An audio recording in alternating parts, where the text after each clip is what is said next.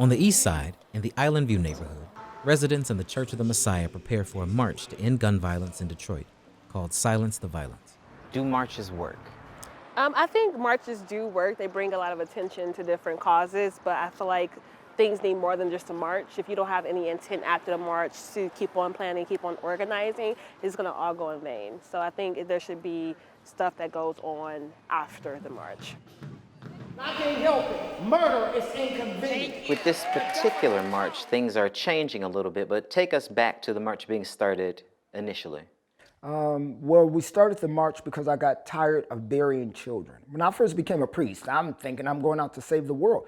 The first thing I started doing was burying children who were killed because of gun violence. And I'm like, wait a minute, this is not right. We have to do something about this. And a lot of times people think marches don't work and don't make a difference. But I always tell people, tell that to the mother whose son was killed in a drive-by. And a lot of times you will find out they want everybody to know that this was a person and that they lived and that they had hopes and dreams. So we stand up for that. That's why we provide opportunities as well as take it to the street to let everybody know they're not statistics.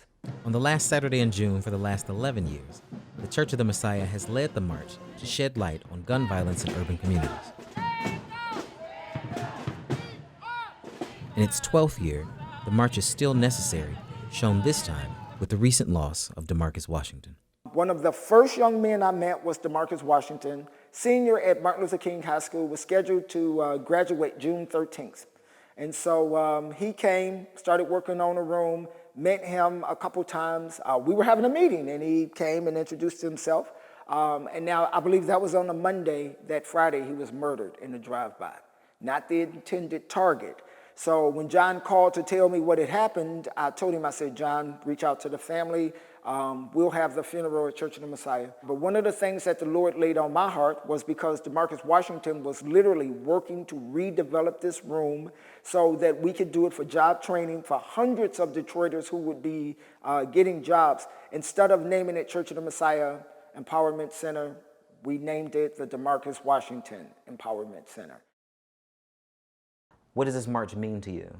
The march means a lot to me. Growing up here in Detroit, there has been many situations in gun violence in my life. So specifically, I had two cousins who were killed. One was killed during the planning of last year's march, which was very impactful. Another one was killed years back when I was younger. He was my age now, 24.